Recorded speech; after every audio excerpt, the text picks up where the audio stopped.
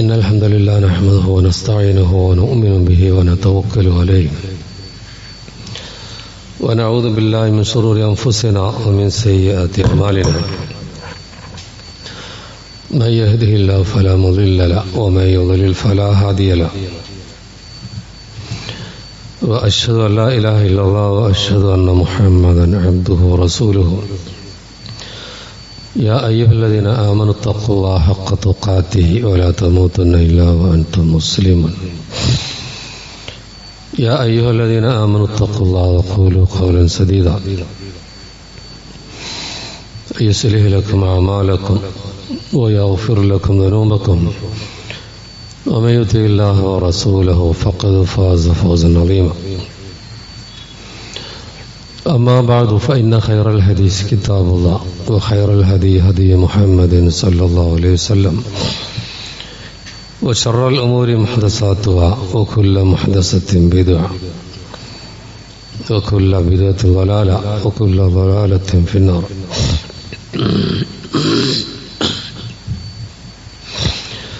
أعوذ بالله من الشيطان الرجيم.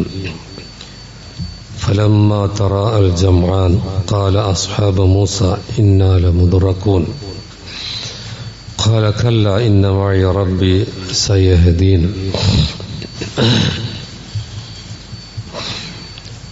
സ്നേഹം നിറഞ്ഞ സത്യവിശ്വാസികളെ, വിശ്വാസിനികളെ, സർവശക്തനായ അള്ളാഹുവിൻ്റെ വിധിവിലക്കുകൾ ജീവിതത്തിലുടനീളം പാലിക്കണമെന്ന് എല്ലാവരെയും വസിയത്ത് ചെയ്യുകയാണ്.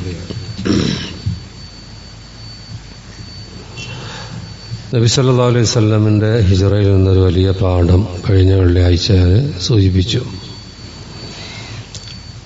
നമ്മുടെ ബാധ്യത അത് അള്ളാഹുവിൻ്റെ ദീൻ എന്ത് പറയുന്നോ അതനുസരിച്ച് ജീവിക്കലാണ്. അതിനെന്തൊക്കെ പ്രതിസന്ധി ഉണ്ടെങ്കിലും അതൊന്നൊരു ന്യായമല്ല. ദീനനുസരിച്ച് ജീവിക്കുക എന്നുള്ളതാണ് നമ്മുടെ ബാധ്യത. ഇന്ന് മുഹറം 10 നമ്മളൊക്കെ നോമ്പിലായിരിക്കുമെന്നാണ് വിചാരിക്കുന്നത്. മഹാനായ മൂസ അലൈഹി സ്വലാമിൻ്റെ ഹിജ്റ, അതുപോലെ മുഹമ്മദ് മുസ്തഫ സല്ലല്ലാഹു അലൈഹി വസല്ലമിൻ്റെ ഹിജ്റയൊക്കെ ലോകത്ത് ചർച്ച ചെയ്യുന്ന ഒരു സമയത്തിലാണ് നമ്മളുള്ളത്. ഇവരുടെ 2 ഹിജ്റയിലും മൂസ അലൈഹി സ്വലാമിൻ്റെ അതുപോലെ അദ്ദേഹത്തിൻ്റെ അണികൾ അവരുടെ ഹിജ്റ, മുഹമ്മദ് മുസ്തഫ സല്ലല്ലാഹു അലൈഹി വസല്ലം അതുപോലെ സഹാബത്തിൻ്റെ ഹിജ്റ, ഇതിലൊക്കെ പരസ്പരം സാദൃശ്യമുള്ള ചില വിഷയങ്ങളുണ്ട്. ചില വിഷയത്തിലൊക്കെ ഈ ഉമ്മത്തിൻ്റെ വ്യത്യാസങ്ങളും നമുക്ക് കാണാൻ കഴിയും. സാദൃശ്യമുള്ള പലതിലും 1-2 ഇങ്ങനെയാണ്. ഒന്ന്, സ്വന്തം നാട് ഇഷ്ടപ്പെടാഞ്ഞിട്ടല്ല അവർ നാട് വിടുന്നത്, മറിച്ച് ആ നാട്ടിൽ ജീവിക്കാൻ കഴിയാത്തത് കൊണ്ടാണ്. മൂസ അലൈഹി സ്വലാമിനെ വധിക്കാൻ ഒരുപാട് വട്ടം അവർ ശ്രമിച്ചിട്ടുണ്ട്. മർദ്ദനം മാത്രമല്ല, മൂസ അലൈഹി സ്വലാം ലോകത്തിലേക്ക് വരുന്നതിന് മുമ്പ് തന്നെ ഇസ്രായേലിൽ വരാനിരിക്കുന്ന ആൺകുട്ടികളൊക്കെ കൊന്നു കളയാനുള്ള കൽപ്പനയാണ് ഫിർഔൻ പുറപ്പെടുവിച്ചത് എന്ന് നമ്മൾ കേട്ടിട്ടുണ്ട്. പക്ഷെ അതിൽ നിന്നൊക്കെ അള്ളാഹു അദ്ദേഹത്തെ രക്ഷപ്പെടുത്തി. എന്നിട്ട് ഫിർഔൻ തന്നെ അദ്ദേഹത്തെ വളർത്തുന്ന ഒരവസ്ഥയിലേക്ക് അള്ളാഹു എത്തിച്ച ഒരു അത്ഭുതം പരിശുദ്ധ ഖുർആൻ പറയുന്നുണ്ട്. പിന്നെ മൂസ അലൈഹി സ്വലാം യുവാവായിരുന്ന കാലത്ത് അദ്ദേഹത്തെ വധിക്കാൻ വേണ്ടി ഒരു അബദ്ധത്തിൽ ഫിർഔന്റെ ഗോത്രത്തിൽപ്പെട്ട ഒരുത്തനെ അടിച്ചപ്പോൾ അയാൾ അതുവഴി മരിച്ചുപോയി. അപ്പം അതിൻ്റെ പകരം എന്ന നിലക്ക് അദ്ദേഹത്തെ വധിക്കാൻ വേണ്ടി ഒരുങ്ങുമ്പോൾ അദ്ദേഹം ആ നാട് വിട്ട് അന്യനാട്ടിൽ പോയിട്ടാണ്. പിന്നെ അത് അദ്ദേഹത്തിൻ്റെ ഒരു നാട് വിടലായിരുന്നു. അന്യനാട്ടിൽ മദിയൻ എന്ന സ്ഥലത്ത് പോയിട്ടാണ് പിന്നെ അദ്ദേഹം 8-10 കൊല്ലം ആടുകളെ മേക്കുന്നത്. പിന്നെ അദ്ദേഹം നാട്ടിലേക്ക് തിരിച്ചു വന്ന് ഫിറൗന്റെ കൊട്ടാരത്തിൽ പോയി ദഅവാ പ്രവർത്തനങ്ങളൊക്കെ നടത്തുന്നുണ്ട്. അദ്ദേഹത്തിൻ്റെ ദഅവത്ത് ആൾക്കാർക്കിടയിൽ സ്വീകാര്യമാവുന്നു എന്ന് കണ്ടപ്പോൾ അപ്പോഴും വധിക്കാൻ ശ്രമിച്ചിട്ടുണ്ട്. ദറൂനി അഖ്തുൽ മൂസ, ഇനി മൂസനെ അങ്ങനെ വിടാൻ പറ്റില്ല, ഞാൻ കൊല്ലാൻ പോവുകയാണെന്ന് പറഞ്ഞു. ഫിറോൻ പറഞ്ഞതാണ്. പക്ഷെ അതും അവിടെ വെച്ച് തന്നെ അത് ഇല്ലാതെയായി. കാരണം ഫിറോന്റെ കുടുംബത്തിൽപ്പെട്ട ഒരാൾ തന്നെ അതിനെതിരെ അതിശക്തമായി നിലപാട് സ്വീകരിച്ചത് കൊണ്ട് അത് പറ്റിയില്ല. അതൊക്കെ പരിശുദ്ധ ഖുർആൻ തന്നെ പറയുന്നതാണ് സൂറത്ത് ഗാഫിറിൽ. വീണ്ടും മൂസാ നബി തന്റെ ദൗത്യവുമായി മുന്നോട്ട് പോയി. അവസാനം ഫിറോൻ അദ്ദേഹത്തെ വധിക്കാൻ തന്നെ തീരുമാനിച്ചു. പക്ഷെ അവിടെയൊക്കെ അള്ളാഹു രക്ഷപ്പെടുത്തി. ആ രക്ഷപ്പെടുത്തിയതായിരുന്നു മുഹറം 10 രക്ഷപ്പെടുത്തൽ. മുഹമ്മദ് മുസ്തഫ സല്ലല്ലാഹു അലൈഹി വസല്ലം ഇങ്ങനെ വധിക്കാൻ അനേകം വട്ടം ശ്രമങ്ങൾ നടത്തിയിട്ടുണ്ട്. നബിയൊക്കെ യാത്ര കഴിഞ്ഞ് കടന്നുറങ്ങുമ്പോൾ ഒരുത്തൻ നബിന്റെ വാളെടുത്തിട്ട് നിന്നെ കൊല്ലാൻ പോവുകയാണ്, ആരാ രക്ഷിക്കാന്ന് ചോദിച്ച സംഭവം കണ്ടല്ലോ. റസൂല് പറഞ്ഞു എന്നെ അള്ളാഹ് രക്ഷിക്കുന്നു. അയാളെ കയ്യിൽ നിന്ന് വാള് വീണു. എന്നിട്ട് ആ വാള് നബി എടുത്ത് നീ നിന്നെ ആരാ രക്ഷിക്കുക ചോദിച്ച സംഭവം കണ്ട്. അയാൾ പറഞ്ഞു എന്നെ മുഹമ്മദ് അല്ല ആരും രക്ഷിക്കൂല, എന്നാൽ തന്നെ രക്ഷപ്പെടുത്തിയിട്ടുണ്ട് പോയിക്കോന്ന്. അയാൾ പിന്നെ അത് ഇസ്ലാമിലേക്ക് വരാനുള്ള കാരണമായി അദ്ദേഹത്തിന്റെ. ഇതുപോലെ ജൂതന്മാരുടെ അടുത്തേക്ക് നബി ഒരു കാര്യത്തിന് പോയപ്പോൾ അവർ നബിയോട് ഒരു മതിലിന്റെ അടുത്തിരിക്കാൻ പറഞ്ഞു. എന്നിട്ട് ചതിയന്മാരായ ജൂതന്മാര് മതിലിന്റെ പുറകിലൂടെ വന്നിട്ട് വലിയ പാറ നബിന്റെ തലയിലേക്ക് ഇട്ട് കൊല്ലണം എന്നാണ് അവരുടെ പദ്ധതി. പക്ഷെ അള്ളാഹു അത് അറിയിച്ചു. നബി പെട്ടെന്ന് അവിടുന്ന് പുറപ്പെട്ടു. മറ്റൊരിക്കൽ ഒരു ജൂത സ്ത്രീ നബിക്ക് വിഷം കൊടുത്ത് കൊല്ലാൻ ശ്രമിച്ചിട്ടുണ്ട്. പിന്നെ റസൂലും എതിരാളികളും നടന്ന യുദ്ധങ്ങളിലൊക്കെ നബിയായിരുന്നു അവരുടെ ഏറ്റവും വലിയ ലക്ഷ്യം. നബിയെ വകവരുത്തുക എന്നുള്ളതായിരുന്നല്ലോ. അപ്പൊ ഇങ്ങനെയൊക്കെയുള്ള വിഷയങ്ങൾ അവർ ഹിജറ പോവാനുള്ള കാരണവും ഹിജറ പോയതിനു ശേഷമൊക്കെയുള്ള വിഷയങ്ങളാണ് ഈ പറഞ്ഞത്. ജീവിതത്തിലെ 2 പ്രവാചകന്മാർക്കിടയിൽ കുറേ വിഷയങ്ങളിൽ സാദൃശ്യമുള്ള കാര്യമാണ് ഈ പറഞ്ഞത്. ഇനി ഇതുപോലെ ഹിജറ പോകുന്ന സന്ദർഭങ്ങളിൽ എതിരാളികൾ പിന്നാലെ ഉണ്ടാകും. അവർ ഹിജറ പോകുമ്പോഴും അവരെ പിടിക്കാൻ നാട് വിടുകയാണെങ്കിലും അവർ വെറുതെ വിടൂല എന്ന രൂപത്തിലായിരുന്നു.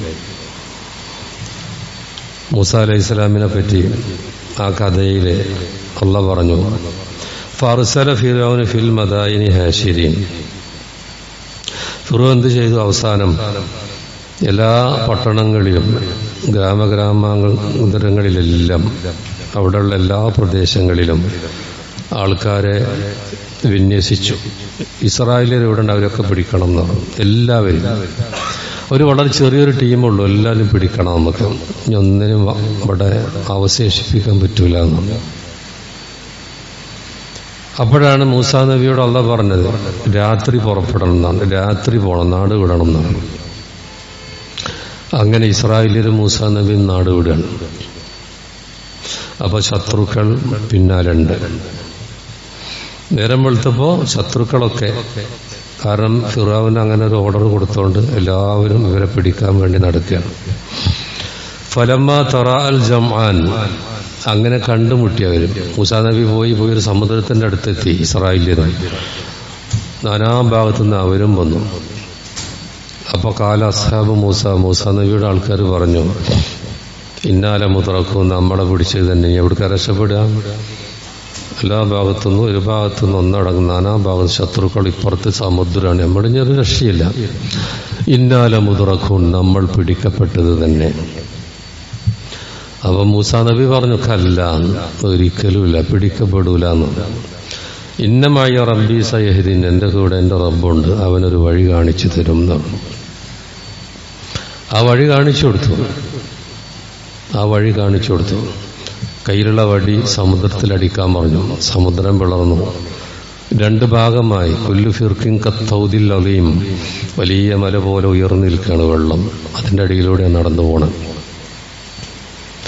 ഇതുപോലെ മുഹമ്മദ് മുസ്തഫ സല്ലല്ലാഹു അലൈഹി വസല്ലം ഹിജ്റ പോകുമ്പോൾ ഇവരൊന്നടങ്ങും. എങ്ങനെയെന്ന് പറയും, 100 ഒട്ടകമാണ് അവര് സമ്മാനം പ്രഖ്യാപിച്ചത്. 100 ഒട്ടകം. മുഹമ്മദ് നബിനെ കൊന്നു വരുന്നവർക്ക് 100 ഒട്ടകം സമ്മാനം എന്നാണ്. അങ്ങനെയായിരുന്നു അവര്. അതുകൊണ്ട് തന്നെ അതവർ കിട്ടുക എന്ന് പറഞ്ഞാൽ അത് വല്ലാത്തൊരു അനുഭവമാണ് അവർക്ക്, വല്ലാത്തൊരു ഭാഗ്യമായിട്ട് അവർ കാണുന്നു. അതുകൊണ്ട് മക്കയിലുള്ളവരൊക്കെ ആ സമ്മാനം കിട്ടാനുള്ള നെട്ടോട്ടത്തിലാണ്. നബി ഹിജ്റ പോകുമ്പം എല്ലാവരും നബിനെ പിന്തുടരാണ്. അവസാനം അവര് നബി തിരുമേനിയും അബൂബക്കർ സിദ്ദീഖും ഒളിച്ചിരിക്കുന്ന സൗർ ഗുഹയിലും എത്തി. അവർ നടന്നു പോകുന്ന കാലുകൾ നബിയും സിദ്ദീഖും ഇങ്ങനെ കാണുന്നുണ്ട്. അപ്പൊ സിദ്ദീഖ് പറഞ്ഞല്ലോ അന്നഹദഹും നളറ തഹ്ത ഖദമൈഹി, അതിലാരെങ്കിലും തന്നെ ഒന്ന് കുഴിഞ്ഞു നോക്കിയാൽ അവന്റെ കാലിന്റെ ഭാഗത്തോട് നോക്കിയാൽ നമ്മളെ നിന്ന് കാണും. അപ്പോഴും നബി പറഞ്ഞ മറുപടി എന്താ? മുമ്പ് മൂസാ നബി പറഞ്ഞില്ലേ, ഇപ്പൊ നമ്മളെ പിടികൂടുന്നോ? ഇല്ല, പിടികൂടൂല. അതുകൊണ്ടാ പറഞ്ഞ ലാ തഹ്സൻ അബൂബക്കർ സിദ്ദീഖ്, നിങ്ങൾ ദുഃഖിക്കണ്ട, ഇന്നല്ലാഹ മഅനാ, നമ്മുടെ കൂടെ ഉണ്ട്. മാ വന്നുക യാ അബൂബക്കർ, എന്താ നീ വിചാരിച്ചത്? സിദ്ദീഖിനോട് പറയാം. ബിസിനെ രണ്ടാള് അള്ളാഹു സാലിസുഹുമ, മൂന്നാമതായി അള്ളാഹു ഉണ്ടാവുമ്പോ അവരെ പറ്റി നീ എന്താ വിചാരിച്ചത്? അവര് കാണുന്ന, അവര് നോക്കൂല, കാണൂല. അപ്പൊ എന്താണ് ഇവിടെ? ഭൗതികമായ എല്ലാം നമുക്ക് ചെയ്യാനുള്ളതിനില്ല, അവരെ മുമ്പിൽ തന്നെയാണ്. ഒരു ഭാഗത്ത് മൂസാ അലൈഹിസ്സലാമിന്റെ എതിരാളികൾ സമുദ്രത്തിന് ചുറ്റും നിൽക്കുക മൂസാ നബിനെ പിടിക്കാനും. ഇനി മൂസാ നബിക്കും കൂടെ ഭൗതികമായി ഒന്നും ചെയ്യാനില്ല, ഇനി അള്ളാന്റെ സഹായം തന്നെ, അല്ല വേറെ ഒരു വഴിയില്ല. ഇതുപോലെ തന്നെ മുഹമ്മദ് മുസ്തഫ സല്ലല്ലാഹു അലൈഹി വസല്ലം സിദ്ദീഖ് മാത്രമല്ല, എതിരാളികൾ മുഴുവൻ തടിച്ചുകൂടി അദ്ദേഹത്തെ പിടിക്കാൻ നടക്കുകയാണ്. ഈ ഭൗതികമായിട്ടൊന്നും ചെയ്യാൻ, രക്ഷപ്പെടാൻ വേറൊരു വഴിയില്ല. പക്ഷെ അള്ളാന്റെ ഔലിയാക്കൾ ആ നേരം അള്ളാഹ് സഹായിക്കും. അതാണ് അത്ഭുതകരമായ സഹായം എന്ന് പറഞ്ഞത്. രണ്ടു കൂട്ടരെയും ഈ രൂപത്തിൽ അള്ളാഹ് സഹായിക്കും. റബ്ബ് അവന്റെ നിയമങ്ങളനുസരിച്ച് ജീവിക്കുന്ന ആൾക്കാരെ അവരെ പിന്നെ അത്ഭുതകരമായി ഖർഖുൽ ആദത്ത്, അസാധാരണ സംഭവം എന്നൊക്കെ പറഞ്ഞു, ആ രൂപത്തിലാണ് ഇവരെ രണ്ട് വിഭാഗത്തെയും അള്ളാഹു സുബ്ഹാനഹു വ തആല സഹായിക്കുന്നത്. ഈ യാത്ര സത്യത്തിൽ ഈ ഹിജറ ഒരു മാറ്റത്തിന്റെ വലിയൊരു പോയിന്റായിരുന്നു പറയുന്നത്. മദീന ഹിജറ ചരിത്രത്തിൽ വഴിത്തിരിവുണ്ടാക്കി. അന്ന് വരെ ഉള്ള ചരിത്രമല്ല ഹിജറക്ക് ശേഷമുള്ള ചരിത്രം. പിന്നെ അവിടെ ഒരു ഇസ്ലാമിക രാജ്യമുണ്ടായി. പിന്നെ ഇസ്ലാമിനെ ലോകത്തിന്റെ നാനാഭാഗത്തേക്കും എത്തിക്കുന്ന വലിയ വലിയ നേതാക്കളെ നബി സല്ലല്ലാഹു അലൈഹി വസല്ലം അവിടെ ഇങ്ങനെ വളർത്തിയുണ്ടാക്കുക ചെയ്തിട്ടുള്ളത്. അവരാ പണി ചെയ്തു. അവർ ചെയ്ത കാര്യങ്ങൾ വലിയ അത്ഭുതമാണ്. പക്ഷെ അവരും ഈ മൂസാ നബിന്റെ സഹാബികളും തമ്മിൽ ചില വ്യത്യാസങ്ങളുണ്ട്. കുറെ വ്യത്യാസങ്ങളെ കൂട്ടത്തിലുള്ള വ്യത്യാസം പറയാം. മുഹമ്മദ് മുസ്തഫ സല്ലല്ലാഹു അലൈഹി വസല്ലമിന്റെ സഹാബികളെ പോലെ ആയിരുന്നില്ല മൂസാ നബിയുടെ സഹാബികൾ. വലിയ വ്യത്യാസം ഉണ്ടായിരുന്നു. മൂസാ അലൈഹി സ്വലാം പറയുന്നതൊന്നും അവര് കേൾക്കുന്നില്ല, അനുസരിക്കുന്നില്ല. ഒരു പശുക്കുട്ടിയെ ആരാധിച്ചൊരു കൂട്ടരായിരുന്നു. 40 ദിവസം മൂസാ നബി മാറി നിന്നപ്പോ പശുക്കുട്ടിനെ ആരാധിച്ചു. ആരെ? ഇസ്രായേല്യർ. എന്നാൽ മുഹമ്മദ് മുസ്തഫ സല്ലല്ലാഹു അലൈഹി വസല്ലം ഈ ലോകത്തോട് വിട പറഞ്ഞപ്പം അബൂബക്കർ സിദ്ദീഖ് പറഞ്ഞ കാര്യം എന്താണെന്നറിയാം? അല, നിങ്ങൾ അറിയണം ഒരു കാര്യം പറയേണ്ട സമയത്ത്, മൻകാന യഅബുദു മുഹമ്മദൻ, ആരെങ്കിലും മുഹമ്മദിനെ ആരാധിക്കുന്നുണ്ടെങ്കിൽ ഫഇന്ന മുഹമ്മദൻ ഖദ് മാത്, മുഹമ്മദ് താൻ മരിച്ചു കിടക്കുന്നു. വമൻ കാന യഅബുദുല്ലാ, ആരെങ്കിലും അള്ളാഹുവിനെ ആരാധിക്കുന്നുണ്ടെങ്കിൽ ഫഇന്നല്ലാഹ ഹയ്യുൻ ലാ യമൂത്, അള്ളാഹ് എന്നെന്നും ജീവിച്ചിരിക്കുന്നവനാണ്, അവനൊരിക്കലും മരണമില്ലാത്തവനാണ്. അതുകൊണ്ട് ആരെങ്കിലും നബി ജീവിച്ചിരിക്കുമ്പോൾ നബിയുടെ അടുത്ത് വന്ന് കാര്യങ്ങൾ പറയുകയും പരാതി പറയുകയും ചെയ്തിരുന്നവരോട് പറയാ, ആ പ്രവാചകൻ മരിച്ചുപോയി, ഇനി പറഞ്ഞിട്ട് കാര്യമില്ല. ഈ നബിയോട് കാര്യങ്ങൾ പറഞ്ഞിട്ട് കാര്യമില്ല, നബിയോട് പ്രാർത്ഥിച്ചിട്ട് കാര്യമില്ല, ആവശ്യങ്ങൾ പറഞ്ഞിട്ട് കാര്യമില്ല. നബിയുടെ റൂഹ് ഇവിടെ നിന്ന് പോയിട്ടുണ്ട്.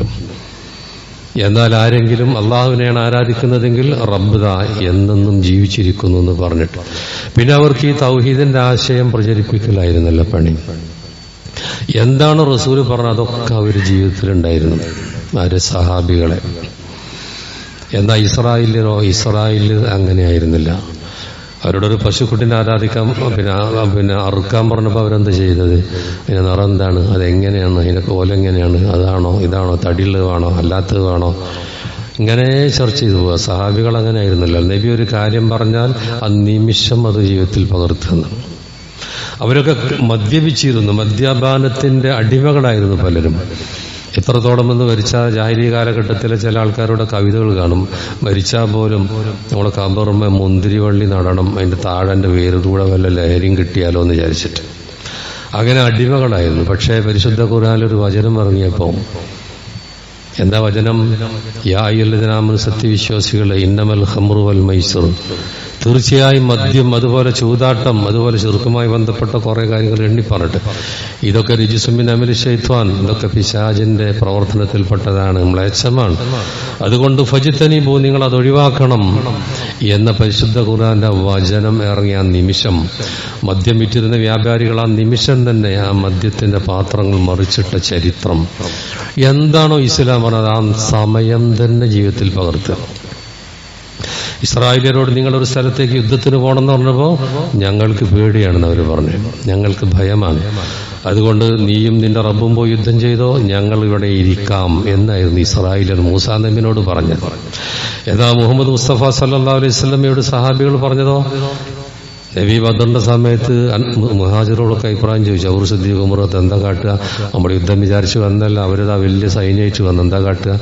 അവർ പറഞ്ഞു, എന്തെല്ലാം നബി ഞങ്ങളോട് ചെയ്യണം, എന്താ നിങ്ങൾ ചെയ്യണം, എന്നെ ഞങ്ങൾ കൂടെ ഉണ്ട്. എന്നിട്ട് മുഹാജിറുകളെ പിന്നെ ഒന്നുകൂടി പ്രതിനിധീകരിച്ചിട്ട് മിഖ്ദാദ് വളരെ സുന്ദരമായി പറഞ്ഞ മറുപടി ബദറിന്റെ സമയത്തൊക്കെ നമ്മൾ പറയലുണ്ട്.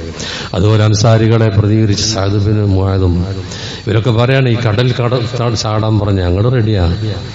അതുപോലെ അങ്ങകരയുള്ള യമനിലേക്ക് ഇപ്പൊ പോകണം എന്ന് പറഞ്ഞാൽ ഞങ്ങൾ തയ്യാറ്, നിങ്ങൾ പറഞ്ഞാൽ മതി. അപ്പൊ അവര് നബിയോട് ചെയ്ത കരാർ പൂർത്തിയാക്കുകയായിരുന്നവര്. കരാർ നമ്മളൊക്കെ ലാ ഇലാഹ ഇല്ലല്ലാഹ് മുഹമ്മദ് റസൂലുള്ളാഹ് എന്ന് പറയുമ്പോൾ ഒരു കരാറിൽ ഏർപ്പെടുന്നുണ്ട്. മുഹമ്മദ് റസൂലുള്ളാഹ് നബി എന്താണോ പറഞ്ഞ ജീവിതത്തിൽ പുറത്തണം, അല്ലാതെ ആരാധ്യതയില്ലെന്ന പിന്നെ അല്ലാത്തവർക്ക് വിവാദം കൊടുക്കാൻ പാടില്ല, അതൊക്കെ ഒരു കരാറാണ്.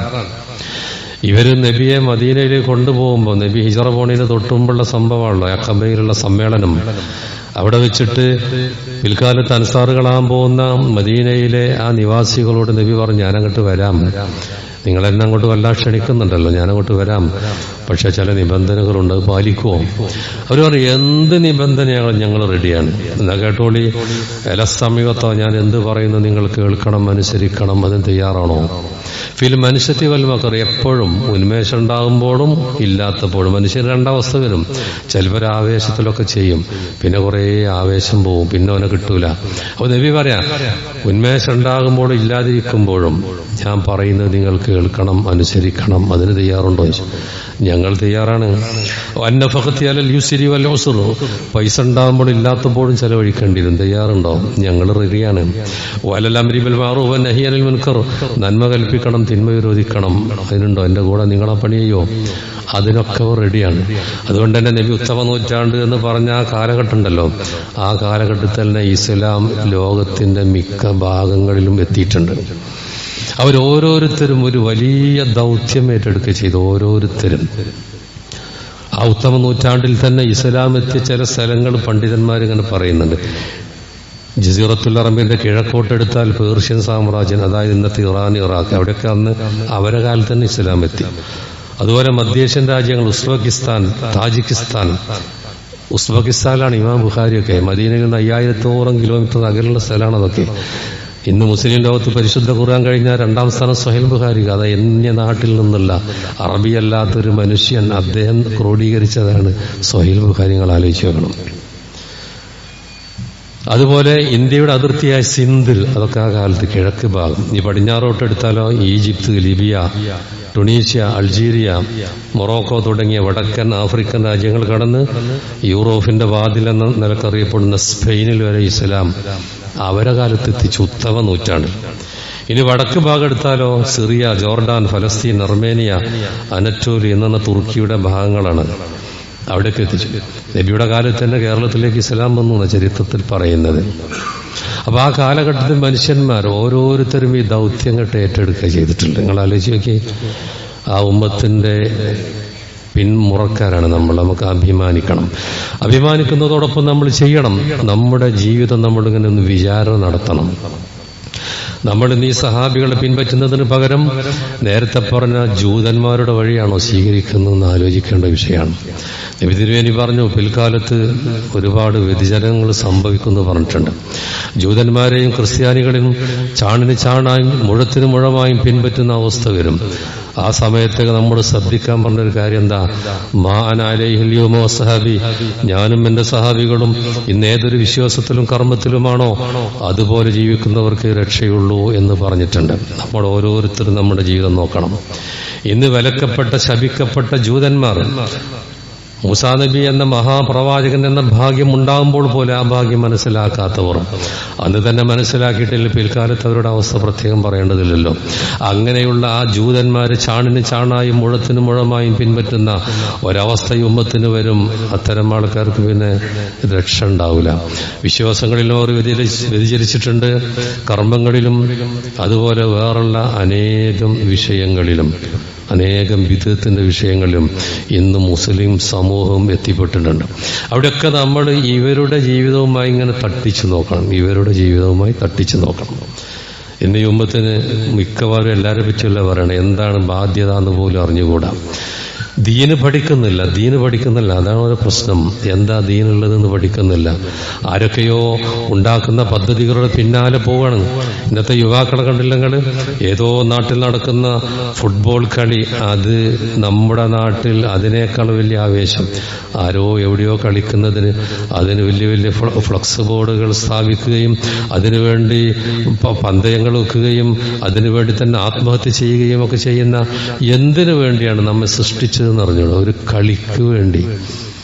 ഇതുപോലെ ഓരോ വിഷയം എടുത്ത് നോക്കിയാൽ ചില ഉദാഹരണങ്ങൾ എന്നുള്ള നമ്മുടെ മനസ്സിൽ എവിടെ പോയി പരിശുദ്ധ ഖുർആൻ ഇത് സുന്നത്തും പഠിക്കേണ്ട ഈ ഉമ്മത്ത്?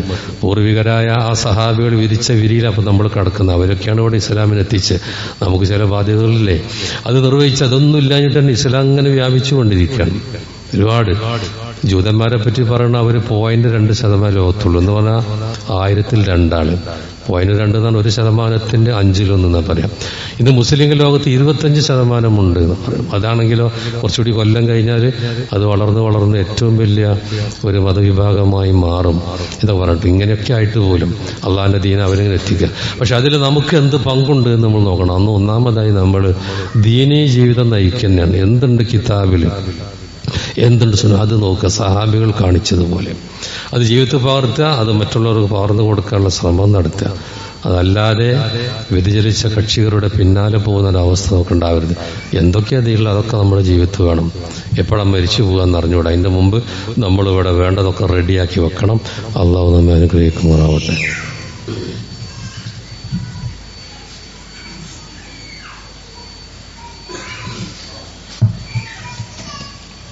അൽഹംദുലില്ലാഹി വസ്സലാത്തു വസ്സലാമു അലാ റസൂലില്ലാഹി വഅലാ ആലിഹി വസ്സഹ്ബിഹി അജ്മഈൻ. അമ്മാ ബഅദ്.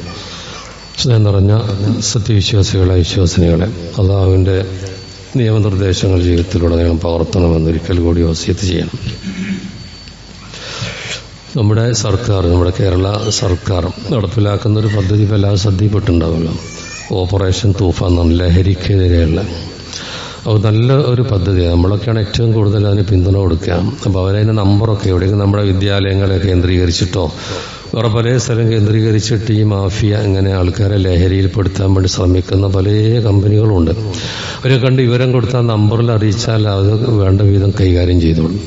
കാരണം അത് വല്ലാത്തൊരു അപകടമാണല്ലോ. പല വീടുകളെ ഇത് ബാധിച്ചിട്ടുണ്ടാകും. അവരുടെ ബുദ്ധിമുട്ടൊന്നും പ്രത്യേകം പറയണ്ട. സ്വന്തത്തെ തകർക്കൽ, അതുവഴി കുടുംബത്തിന് മുഴുവൻ സമാധാനം കെടൽ, ഈ ലഹരിക്ക് അടിമപ്പെട്ട് കഴിഞ്ഞാൽ അവരുടെ ദുരന്തമാണത്. അപ്പൊ അത് നമ്മളെ സംബന്ധിച്ചിടത്തോളം നബി സല്ലല്ലാഹു അലൈഹി വസല്ലം പറഞ്ഞല്ലോ, കുല്ലു മുസ്കിർ ഹറാം, ലഹരി ഉണ്ടാക്കണ ഒക്കെ ഹറാമാണ്.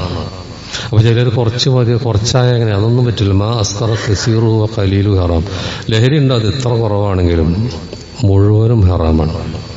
ഉമ്മുൽ ഖബായ്, തിന്മയുടെ മാതാവ് എന്നൊക്കെ നബി സല്ലല്ലാഹു അലൈഹി വസല്ലം അതിനെപ്പറ്റി പറഞ്ഞിട്ടുണ്ട്.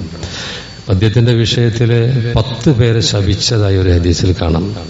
ആ മദ്യം ഉണ്ടാക്കുന്ന പിഴിഞ്ഞെടുക്കുന്ന ആള്, അത് പിഴിഞ്ഞെടുക്കാൻ ആവശ്യപ്പെടുന്ന ആള്, ശാരിവ കുടിക്കുന്ന ആള്, ഹാമില മദ്യം വഹിച്ചു കൊണ്ടുപോകുന്ന ആള്, വൽ മഹമൂലത്തിൽ ആർക്കാണോ കൊണ്ടുപോകണ അവനെ, സാക്കി അത് കുടിപ്പിക്കുന്നവന്, ബായി അത് വിൽക്കുന്നവന്, ആഖിൽ സമന് അതിന്റെ സമന് തിന്നുന്നവന് അതിന്റെ കൂലി, അൽ മുസ്തരിൽ അത് വാങ്ങുന്നവന്, വൽ മുസ്തറാത്തുൽ ആർക്കാണോ അങ്ങനെ പറഞ്ഞിട്ട് അതുമായി ബന്ധപ്പെട്ട് കഴിഞ്ഞാൽ ഒന്നും ഉണ്ടാവില്ല പുറത്ത്. അപ്പൊ ലഹരിയുമായി ബന്ധപ്പെട്ടത് എന്തൊക്കെയുണ്ട് അത് മുഴുവനും ഹറാമാണ് ദീനില്.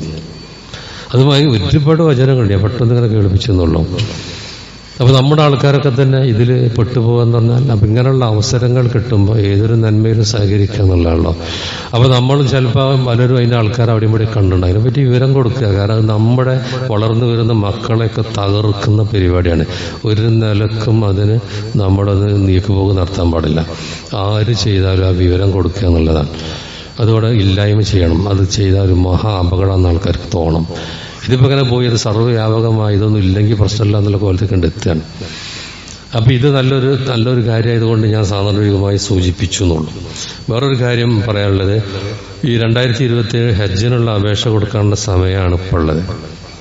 ഈ സമയം 22-ാം തീയതി മുതലാണെന്ന് തോന്നുന്നുണ്ട്. അടുത്ത മാസം ജൂലൈ 20 വരെയാണ് അതിൻ്റെ സമയം. ശ്രദ്ധിക്കുക, ഹജ്ജ് എന്ന് പറഞ്ഞാൽ കഴിവുള്ളവർ ഓരോരുത്തർ സ്വന്തം ചോദിക്കേണ്ടതാണ്. എനിക്കതിൻ്റെ ബാധ്യത ഉണ്ടോ? ബാധ്യത ഉണ്ടെങ്കിൽ ചെയ്തില്ലെങ്കിൽ അവൻ്റെ ഇസ്ലാം ഇല്ല എന്നാണ്. കാരണം ഇസ്ലാം 5 സ്തംഭങ്ങളിലാണ് സ്ഥാപിച്ചത്. അതിലൊന്നാണ് ഹജ്ജ് എന്ന് പറയണം. അത് ചെയ്തിരിക്കണം. നമുക്ക് എല്ലാറ്റിനും പൈസ ഉണ്ട്, അതിന് മാത്രം പൈസ ഉണ്ടാവില്ലാതെ പറ്റൂല. അത് നോക്കുക. പിന്നെ ചെയ്യുന്നവർ കുറേ കഴിയട്ടെ കാത്ത് കണ്ട. പലരും വയസ്സാൻ കാത്തുനിന്നിട്ട് പിന്നെ അങ്ങനെ കാണും, ഭയങ്കര ബുദ്ധിമുട്ടാണ്. മുട്ടിന് വേദന, നടക്കാൻ വയ്യ, പിന്നെ ഉന്തുവണ്ടിൻ്റെ ആൾക്കാർ വേണം, അവരെ കഷ്ടപ്പെടുത്തണം, പിന്നെ എത്തേണ്ടടുത്ത് എത്തൂല. കാരണം അത് കുറേ നടക്കാനൊക്കെ ഉള്ളതല്ലേ. അതുകൊണ്ട് ആരോഗ്യമുള്ള സമയത്ത് തന്നെ ചെയ്യണം. അതുകൊണ്ടാണ് നബി തിരുമേനി യഥാജൽ ഹജ്ജ് ഉദ്ദേശിച്ചവർ ധൃതി കൂട്ടട്ടെ, പെട്ടെന്ന് ചെയ്യട്ടെ എന്നൊക്കെ നബി സല്ലല്ലാഹു അലൈഹി വസല്ലം പറഞ്ഞതാണ്. പിന്നെയാന്ന് പറഞ്ഞാൽ ചിലപ്പോൾ ഇത് കഴിഞ്ഞില്ല എന്നൊക്കെ വരുമല്ലോ. അപ്പം അതിൻ്റെ ബാധ്യത ഉള്ള ആൾക്കാരെ ചിന്തിക്കുക. ഉമർ ഖത്താബൊക്കെ കണക്കെടുക്കാൻ ആളേൽപ്പിച്ചിരുന്നു. ഇവിടെയൊക്കെയാണ് ബാധ്യത ഉണ്ടായിട്ട് ഹജ്ജ് ചെയ്യാത്തവർ. എന്നിട്ട് വിവാഹം ഒരു മുസ്ലിങ്ങളല്ല, എന്നിട്ട് അവരെ മേൽ നികുതിയാണ്, സക്കാത്ത് വാങ്ങാതെ മുസ്ലിങ്ങളുടെ അടുത്ത് നിന്ന് സക്കാത്ത്, നിങ്ങളുടെ അടുത്ത് നിന്ന് സക്കാത്തല്ല നികുതിയാണ് വേണ്ടതെന്നൊക്കെ പറഞ്ഞിട്ട്. അപ്പോൾ വലിയ ഗൗരവമുള്ള വിഷയമാണ്. അപ്പോൾ സാന്ദർഭികമായി സമയം ഞാൻ സൂചിപ്പിച്ചെന്നുള്ളൂ. മറ്റൊന്ന്, ഖുർആൻ പഠിക്കാൻ നല്ലൊരു അവസരം നമ്മുടെ ഈ പള്ളിയിൽ തന്നെ അടുത്ത വെള്ളി മുതൽ 3-ാം തീയതി വെള്ളി മുതൽ എല്ലാ വെള്ളിയാഴ്ചയും മഗ്‌രിബിന് ശേഷം കുറച്ച് സമയമുള്ളൂ. പരിശുദ്ധ ഖുർആനാണ് പഠിക്കണം. ഈ ലോകത്തിലെ ഏറ്റവും ഷറഫുള്ള ഗ്രന്ഥമാണ്. പഠിക്കാനുള്ള അവസരം ഉണ്ടാക്കണേ. ഇങ്ങനെ അവസരമൊക്കെ നമ്മുടെ മുമ്പിൽ വന്നിട്ടുണ്ടല്ലോ, ഒക്കെ കേൾക്കാതെ അതൊക്കെ വേറെ ഏതോ ടീം ചെയ്തോളും വിചാരിച്ച് പോയാൽ ഒക്കെ കേരിക്കേണ്ടി വരും എന്ന് മാത്രം സാന്ദർഭികമായി സൂചിപ്പിക്കുകയാണ്. അതുകൊണ്ട് നന്മകൾ ചെയ്യാനുള്ള അവസരങ്ങളുണ്ട്, അത് ഉപയോഗിക്കുന്നുണ്ടോ ഇല്ലേ എന്നുള്ള വിഷയം. അത് ഉപയോഗിക്കുന്നവരുടെ കൂട്ടത്തിൽ നമ്മൾ ഉൾപ്പെടുക. അള്ളാഹു നമ്മൾ അതിനെല്ലാം അനുഗ്രഹിക്കുമാറാവട്ടെ. അള്ളാഹ് ഇഷ്ടപ്പെട്ട വഴിയിലൂടെ സഞ്ചരിക്കാനുള്ള, സലഫ് സ്വാലിഹീങ്ങളുടെ വഴിയിലൂടെ സഞ്ചരിക്കാനുള്ള ഭാഗ്യം, തൗഫീഖ് അള്ളാഹ് നമുക്കെല്ലാം പ്രദാനം ചെയ്യുമാറാവട്ടെ. എല്ലാവിധ ഫിത്നകളിൽ നിന്നും അള്ളാഹു നമ്മയും നമ്മുടെ കുടുംബത്തെയും ഒക്കെ രക്ഷിക്കുമാറാവട്ടെ. നമ്മെ എല്ലാം അവൻ ജന്നാത്തുൽ ഫിർദൗസിൽ പ്രവേശിപ്പിക്കുമാറാവട്ടെ. റബ്ബനാ ആതിനാ ഫിദ്ദുനിയ ഹസനതൻ وفي الآخرة حسنة وقنا عذاب النار. ربنا لا تزغ قلوبنا بعد إذ هديتنا وهب لنا من لدنك رحمة إنك أنت الوهاب. اللهم اغفر للمؤمنين والمؤمنات والمسلمين والمسلمات. اللهم أعز الإسلام والمسلمين وأذل الشرك والمشركين. اللهم أجرنا من النار.